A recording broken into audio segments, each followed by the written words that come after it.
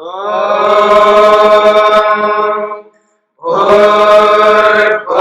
स्वः तत्सवितुर्वरेण्यं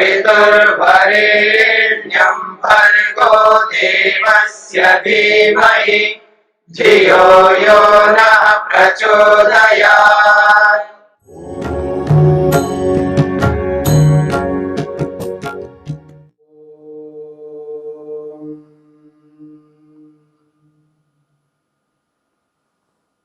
विभूतिपाद के 46 सूत्रों को हमने किया है। प्रसंग है सिद्धियों का। अलग अलग सिद्धियों की चर्चा हम लोग करते हुए आ रहे हैं। कुछ ऐसी सिद्धियां हैं जो योगाभ्यासी को अवश्य प्राप्त करनी होती है। उदाहरण के लिए मन को अपने वश में करना, पंचमहाभूतों को अपने वश में करना, अर्थात पृथ्वी, जल, अग्नि, वायु, आकाश, इनके स्वरूपों को जान करके उनके अनुरूप क्रियाकलाप करना, भौतिक संपदा को विकृत ना करते हुए, दूषित ना करते हुए, जैसी भौतिक संपदा है उसी रूप में रखते हुए उनका प्रयोग करना बहुत बड़ी बात है, जिसको भूत जय कहा है। आज जो सिद्धि आ रही है, जो योगाभ्यासी के लिए अत्यंत आवश्यक है, इस सिद्धि का नाम दिया है इंद्रिय जय। इंद्रियों को जीतना अत्यंत आवश्यक है एक योगाभ्यासी के लिए। इंद्रियों को अपने वश में करना, इंद्रियों को अपने अनुरूप चलाना। तो सूत्र है 47वां सूत्र, ग्रहण स्वरूप अस्मिता अन्वय अर्थवत्व संयमात् इंद्रिय जयः। इंद्रिय जय कैसा होता है, इंद्रियों को किस प्रकार जीता जाता है, इसके लिए कहा है इंद्रियों के 5 रूपों को अनुभव करना है। जैसे पीछे भूत जय में भूतों के 5 रूपों को जीतने की बात कही है, वैसे ही यहाँ पर इंद्रियों को जीतने के लिए इंद्रियों के 5 रूपों को जीतना है। पहला रूप बताया ग्रहण, दूसरा रूप है स्वरूप, तीसरा है अस्मिता, चौथा है अन्वय और 5वां है अर्थवत्व। इन 5 रूपों में संयम कर लेने से, इन 5 रूपों में धारणा, ध्यान और समाधि लगाने से इंद्रिय जय, इंद्रियों को जीता जा सकता है, इंद्रियों को जीत लिया जाता है। तो कहा जा रहा है ग्रहण स्वरूप अस्मिता अन्वय अर्थवत्व संयमात्, इन 5 में संयम कर लेने से इंद्रिय जय, इंद्रियों को जीता जाता है। अब ग्रहण क्या है, स्वरूप क्या है, अस्मिता क्या है, अन्वय क्या है, अर्थवत्व क्या है, इसकी चर्चा, इसकी व्याख्या महर्षि वेदव्यास कर रहे हैं। ग्रहण को समझाने से पहले एक सामान्य बात कही जा रही है कि सामान्य विशेषात्मक शब्दादि ग्राह्य, क्योंकि ग्रहण जहां होता है ग्राह्य भी होता है, बिना ग्राह्य के ग्रहण नहीं। ग्राह्य का अर्थ होता है जिसको ग्रहण किया जाए, जिनको अपनाया जाए, जिनको प्राप्त किया जाए उनको ग्राह्य कहते हैं, यानी ग्रहण करने योग्य, अपनाने योग्य वस्तु। तो ग्राह्य को समझा रहे हैं सामान्य विशेषात्मक शब्दादि ग्राह्य। शब्दादि, शब्द, स्पर्श, रूप, रस, गंध, ये 5 विषय है। और ये जो 5 विषय है ये कैसे रहते हैं, तो कहा सामान्य विशेषात्मक, ये सामान्य और विशेषताओं से युक्त है। सामान्य कहते हैं जो सब में पाया जाता है उसको सामान्य कहते हैं। विशेष उसको कहते हैं जो किसी में पाया जाए और किसी में नहीं पाया जाए। सामान्य गुण और विशेष गुण। सामान्य गुण वो होता है जो सभी वस्तुओं में समान रूप से पाया जाता है, इसको सामान्य शब्द से कहा है। और विशेष उस गुण को कहते हैं जो किसी वस्तु में तो पाया जा रहा है और किसी अन्य वस्तु में नहीं पाया जा रहा है, उसको विशेष गुण कहते हैं। तो यहां पर हमें समझना है ये जो शब्द, स्पर्श, रूप, रस और गंध, ये जो 5 विषय हैं, ये पांचों विषय सामान्य और विशेषता को प्राप्त हैं। रूप को लीजिएगा, रूप सामान्य है, रूप जो है सामान्य है, पर रूप भी एक नहीं है ना, अनेक रूप है। अनेक रूपों में रूपत्व सामान्य है, लेकिन लाल रूप कहो, लाल, अब ये लाल है, ये विशेष हो जाएगा। सब में रूपत्व है, सभी में रूपपन है, पर रूप एक ही प्रकार का तो है ही नहीं, अनेक प्रकार के रूप हैं। तो अनेक रूपों में रूपत्व सामान्य है, पर लाल, हरा, पीला ये विशेष है। ठीक इसी प्रकार रस में ले सकते हैं, गंध में ले सकते हैं, ऐसे ही पांचों विषयों में यही बात लागू होगी। सामान्य और विशेष स्वरूप वाले ये शब्द, स्पर्श, रूप, रस, गंध विषय है। इसी बात को यहाँ पर महर्षि वेदव्यास कहना चाह रहे हैं। सामान्य विशेषात्मक शब्दादि ग्राह्य, सामान्य और विशेष गुणों से युक्त ये शब्द, स्पर्श आदि 5 विषय है जिनका नाम दिया है ग्राह्य। कहते हैं तेषु इंद्रियाणाम वृत्ति ग्रहणम, तेषु ग्राह्येषु, उन शब्द, स्पर्श, रूप आदि विषयों में, तेषु का अर्थ है उन शब्द, स्पर्श, रूप आदि विषयों में, इंद्रियाणाम वृत्ति, इंद्रियों की वृत्ति, इंद्रियों का व्यापार, अर्थात इंद्रियों का संबंध, क्योंकि इंद्रियां विषय के साथ संबंध करते हैं, विषय के साथ जुड़ते हैं। तो ये जो विषय के साथ जुड़ना जो है, जुड़ना, यह है वृत्ति, यह है व्यापार, किसका? इंद्रिय का। तो इसलिए कह रहे हैं इंद्रिय, तेषाम इंद्रियाणाम वृत्ति ग्रहणम। जब उन विषयों में इंद्रियों का संबंध होता है, उन विषयों के साथ इंद्रियां जुड़ जाती हैं, तो वो इंद्रियों की वृत्ति होगी, इंद्रियों का व्यापार होगा, उसी को ग्रहणम कहते हैं।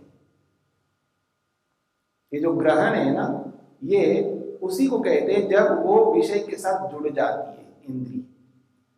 न च तत्सामान्य मात्र ग्रहणाकारम, कहते हैं न च तत्सामान्य मात्र ग्रहणाकार, वो जो इंद्रिय है जिस विषय के साथ जुड़ती है, वो केवल सामान्य गुण को ही ग्रहण नहीं करती वो इंद्रिय। इस बात को स्पष्ट समझना है। जब कोई इंद्रिय किसी विषय के साथ जुड़ती है तो उस विषय के सामान्य गुण को ही नहीं लेता। फिर कथम अनालोचित स विषय विशेष इंद्रियेन मनसा अनुव्यवसीयेत इति। कहते हैं यदि ऐसा वो नहीं करता, केवल सामान्य गुण का ही ग्रहण करता या करती इंद्रिय, तो मन निश्चय नहीं कर पाएगा। मान लीजिएगा नेत्रेंद्रिय है, किसी रूप के साथ जुड़ रही है और उस रूप में सामान्य और विशेष 2 गुण हैं। हर प्रत्येक रूप में सामान्य गुण और विशेष गुण दोनों रहेंगे। अब इंद्रिय उस विषय के साथ, उस रूप के साथ जुड़ करके केवल सामान्य गुण को ही ले ले, विशेष गुण को ना ले, ऐसा हो नहीं सकता। यदि ऐसा करेगा तो मन निश्चय नहीं कर पाएगा। निश्चय तभी होगा, निर्णय तभी होगा जब दोनों सामने हो, तभी तो निर्णय होगा। ये कौन सा रूप है, ये कौन सा शब्द आएगा नहीं जब सामान्य है, क्योंकि सामान्य मतलब रूपत्व। सामान्य क्या है? रूपत्व। पर वो रूप कौन सा रूप है? लाल रूप है, पीला रूप है, या काला रूप है, या आसमानी रूप है? कौन सा रूप है? ये जो कौन सा जो है ना, ये तो विशेष है। और इस विशेष के बिना मन कैसे निश्चय कर पाएगा कि ये रूप लिया? इसलिए कहा जा रहा है न च तत्सामान्य मात्र ग्रहणाकारम। वो जो इंद्री है वो केवल सामान्य गुण का ग्रहण नहीं करेगी। अगर ऐसा करे तो कथम, कैसे ऐसा हो सकता है? अनालोचित स विषय विशेष इंद्रियेण, इंद्रियेण इंद्रिय के द्वारा, स विषय विशेषा, वो जो विषय विशेष है यानी वो रूप है, वो रूप भी लाल रूप है, ऐसे अनालोचित, अनालोचित का मतलब है बिना उसको ग्रहण किए, बिना उसको अनुभव किए उस विशेष गुण को। कथम मनसा अनुव्यवसेय व्यवसेयता, कैसे मन से निश्चय कर पाएगा? निश्चय नहीं कर पाएगा। उस विषय के विशेष गुण को भी इंद्रिय के द्वारा ग्रहण करना होगा। इसलिए एक सामान्य बात है कि जब किसी भी वस्तु से हम जुड़ जाते हैं, किसी को देखते हैं हम लोग, किसी भी वस्तु को, वहां सामान्य और विशेष दोनों गुण हमें देखने होते हैं। केवल सामान्य गुण को देख करके हम निर्णय नहीं कर पाते। उदाहरण के लिए कोई व्यक्ति आ रहा है सामने से, दूर से आ रहा है, और उस व्यक्ति को देख करके ये अमुक व्यक्ति है, कैसे निर्णय करोगे? व्यक्ति तो सब एक जैसे ही है ना, मनुष्य तो मनुष्य है, तो उस व्यक्ति में मनुष्यत्व सामान्य तो है, वो सबके अंदर है, और उस मनुष्य में विशेष गुण भी है। अब उस विशेष गुण को ग्रहण किए बिना केवल मनुष्यत्व को देख करके आप निर्णय नहीं कर सकते कि ये अमुक व्यक्ति है। ऐसे ही किसी भी रूप को, किसी भी गंध को, किसी भी रस को हम इंद्रियों से जब अनुभव करते हैं, वहां पर उन वस्तुओं के, उन रूपों के, उन विषयों के सामान्य गुणों को लेकर के हम निर्णय नहीं कर सकते। ये बात महर्षि वेदव्यास कहना चाह रहे हैं। इसलिए जो ग्रहण है, इंद्रियां हैं, ये जब किसी भी विषय को ग्रहण करती हैं तो वो दोनों ही गुणों को ग्रहण करती है, सामान्य गुण और विशेष गुण। दुनिया में कोई भी व्यक्ति किसी भी वस्तु को देखता है, वहां दो सामने रखना होगा, सामान्य और विशेष गुण। चाहे वो द्रव्यों के विषय में हो, चाहे वो गुणों के विषय में हो, चाहे वो क्रियाएं, कर्मों के विषय में, कहीं पर भी वो दो रखने होंगे। दो के बिना निर्णय कोई नहीं कर सकता। एक में क्या निर्णय कर पाएंगे? वो एक ही है, वो एक दूसरे से पृथक है, ये निर्णय तो करना ही होगा ना। अब किसी वस्तु को आप देखेंगे, इसको कुर्सी, चेयर कहेंगे, चेयर कब कहोगे? दूसरे से अलग करोगे तभी तो उसको चेयर कहोगे। कुर्सी तभी कहोगे जब टेबल से अलग करोगे या किसी और वस्तु से अलग करोगे। एक ही वस्तु को देख करके आप कभी निर्णय नहीं कर सकते। आपको पता क्या है? इसी को कुर्सी कहते हैं, क्योंकि दूसरी वस्तु उसके सामने है। भले हम लोग वस्तु को देखे नहीं, बुद्धि से भी अगर हम निर्णय करते हैं, हमारी बुद्धि में दूसरी वस्तुएं भी तो है, यानी दूसरी वस्तुओं के संस्कार तो हैं। फिर जिस वस्तु को हम देखते हैं, उस वस्तु को देख करके उस वस्तु के सामान्य गुण, जो हमारे बुद्धि में जो वस्तु में है संस्कारों के रूप में, उसके सामान्य गुण दोनों को अनुभव करते हुए और बुद्धि में स्थित उन संस्कारों के रूप में जो वस्तुएं हैं उनके विशेष गुणों से ये अलग गुण हैं, तब जाकर के हम उसको निर्णय करते हैं। हाँ, ये कुर्सी है, यहाँ ये टेबल है, ये माइक है, ये पुस्तक है, ये मकान है, जो कोई भी वस्तु। जैसे द्रव्यों के बारे में हम ऐसा निर्णय करते हैं, ऐसे गुणों के बारे में भी इसी प्रकार निर्णय करना होता है। ठीक उसी प्रकार से कर्मों के विषय में भी ऐसा ही निर्णय करना पड़ता है।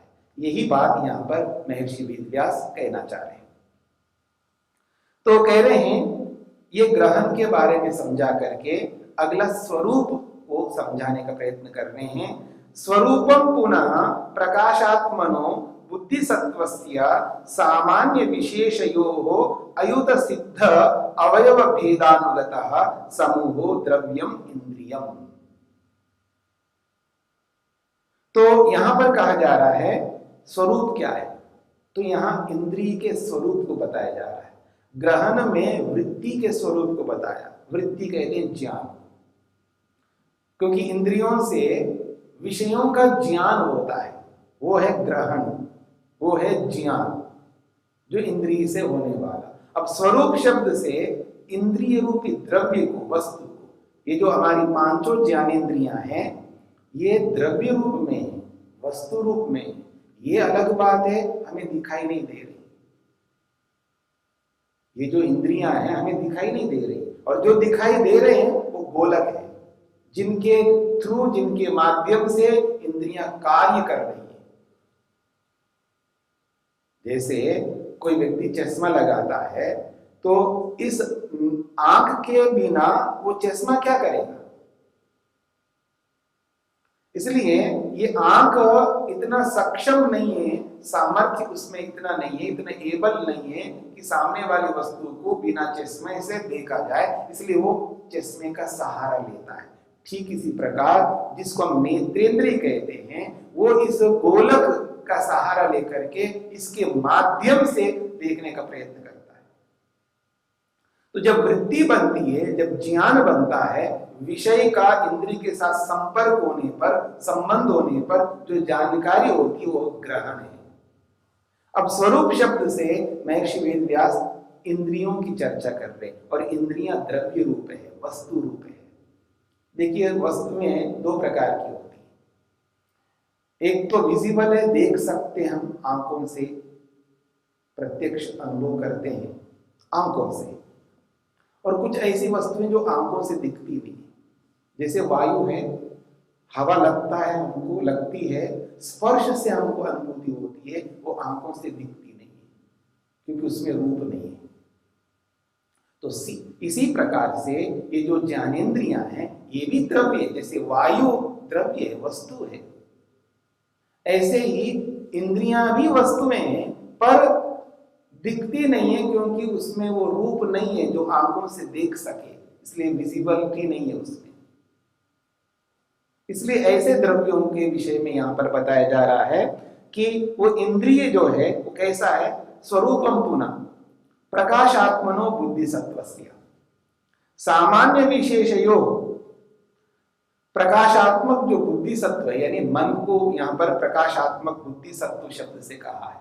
जो ज्ञानात्मक बुद्धि के रूप में, मन के रूप में जो है, जो निर्णय करता है कि ये सामान्य गुण है और ये विशेष गुण है, और सामान्य विशेष गुण को अपना करके उसमें विशेषता को सामान्य के साथ जोड़ करके दूसरे पदार्थ से अलग करके वो निर्णय करने का काम ये जो मन करता है, तो उसके लिए कहना चाह रहे हैं प्रकाशात्मनो बुद्धि सत्वस्य सामान्य विशेषयोः अयुत सिद्ध अवयव भेदानुगतः। और सामान्य और विशेष ये दोनों, इंद्रिय में भी सामान्य गुण भी है और विशेष गुण भी है। इंद्रिय में इंद्रियत्व सामान्य है और नेत्र ये विशेष है। ऐसे ही श्रोत्रेंद्रिय, श्रोत्रत्व ये विशेष है और उसमें इंद्रियत्व सामान्य है।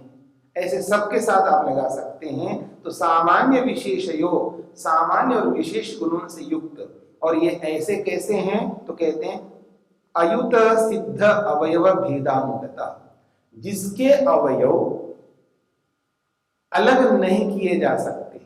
पीछे हमने पढ़ा है भूतजय में, द्रव्य के संदर्भ में कहा जा रहा है अयुत सिद्ध अवयव भेदानुगता, जिसके अवयवों को अलग नहीं किया जा सकता है, ऐसे अवयवों से युक्त जो समूह रूपी द्रव्य है उसी को यहाँ पर इंद्रियम कहा है।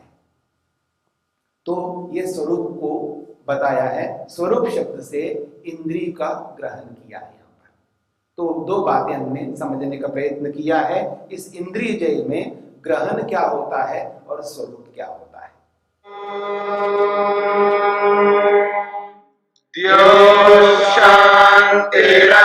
शान्तिरन्तरिक्षं शान्ति पृथिवी शान्तिरापः शान्तिरोषधयः शान्तिः वनस्पतयः शान्तिर्विश्वे देवाः शान्तिर्ब्रह्म शान्ति सर्वं शान्ति शान्तिरेव शान्ति क्षमा शान्तिरेधि ॐ शान्ति शान्ति शान्ति।